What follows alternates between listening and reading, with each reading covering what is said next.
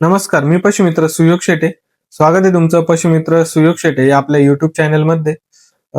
तर दूध उत्पादकांना आणि शेतकऱ्यांना जनावरांमध्ये बऱ्याच अडचणींचा सामना हा रोजच्या जीवनामध्ये करावा लागतो. त्यातलाच एक प्रकार जो निगेटिव्ह एनर्जी बॅलन्स आहे, त्याचाही शेतकऱ्यांना दूध उत्पादकांना बऱ्याच वेळा सामना करावा लागतो.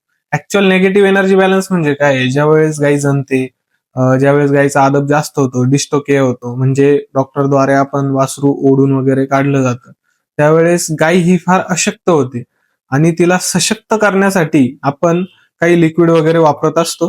हे काही पेड प्रमोशन वगैरे नाहीये. हे जनरली जे मार्केटमध्ये आपण जे निगेटिव्ह एनर्जी बॅलन्ससाठी वगैरे वापरतो, ते लिक्विड एक डेमोसाठी आणलेले आहे मी. फक्त तुम्हाला दाखवण्यासाठी. हे पेड प्रमोशन नाही आणि मी डॉक्टर सुद्धा नाही. मी एक छोटा मोठासा अभ्यास करून, म्हणजे जे आज दूध उत्पादक आहे त्यांना ज्या अडचणींचा सामना करावा लागत नाही, म्हणजे मी स्वतःला दूध उत्पादक समजून तुमच्यापर्यंत या गोष्टी आणतोय, तर तुम्ही चांगला सपोर्ट करा त्याला. तर बऱ्याच वेळा काय होतं, जो निगेटिव्ह एनर्जी बॅलन्स आहे, जनावर हे अशक्त होतं आणि त्याला उठायला तकलीफ होते. बऱ्याच वेळा जनताना फार ओढाताण होते गायीची. त्यावेळेस तुम्हाला हे लिक्विड वापरायचा सल्ला हे तुमचे पशुवैद्यक देतच असतील.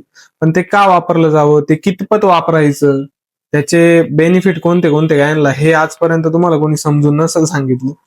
तर एनर्जी टॉनिक म्हणजे काय, जे आपण इन्स्टंट एनर्जी देण्यासाठी गायांना वापरत असतो, ते कंटिन्यू देण्यासाठी नसतं. बऱ्याच वेळा लोक कॅल्शियम वगैरे म्हणून 4-4, 5-5 बॉटल ते वापरत असतात. मेडिकलमध्ये स्वतःच जाता, त्या बॉटल घेऊन येतात.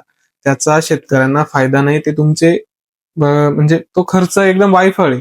तुम्ही तो खर्च करायला नकोय. त्याचे जेवढं लिमिट आहे, त्याचा डोस आहे, तेवढंच तुम्ही दिलं पाहिजे.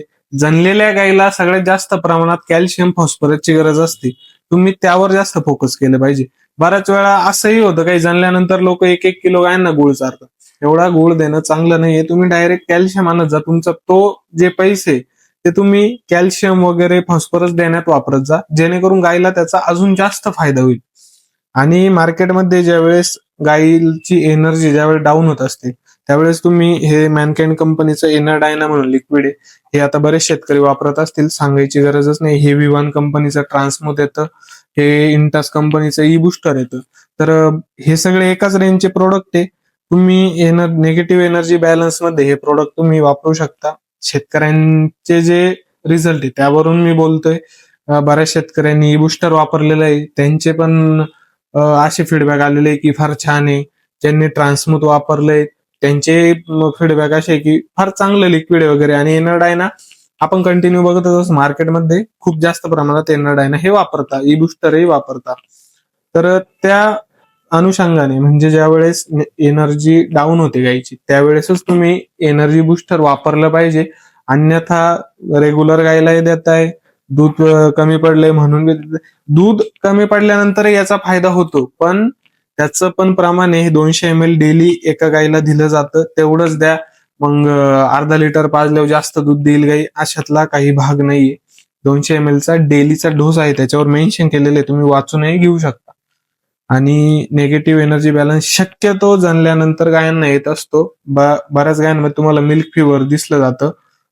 म्हणजे जेव्हा कॅल्शियम वगैरे डाऊन वगैरे होतं, त्यानंतर प्लासेंटा जेव्हा काढला जातो, जार जेव्हा हाताने काढला जातो, आणि बऱ्याच वेळा मग गायी ही फार अवदाने, म्हणजे आपण कसं म्हणतो, तानातान होते गायीची, त्यावेळेस तुम्ही एनर्जी बुस्टर वापरा जेव्हा गायी स्ट्रेसमध्ये असते. तर असे हे एनर्जी बुस्टरचे फायदे. तर दूध उत्पादकांसाठी आणि शेतकऱ्यांसाठी असेच मी नवीन नवीन व्हिडिओ घेऊन येत जाईल. तुम्ही ज्यावेळेस गायी जनेल त्यावेळेस हे एनर्जी बुस्टर सजेस्ट करा आणि वापरा. धन्यवाद.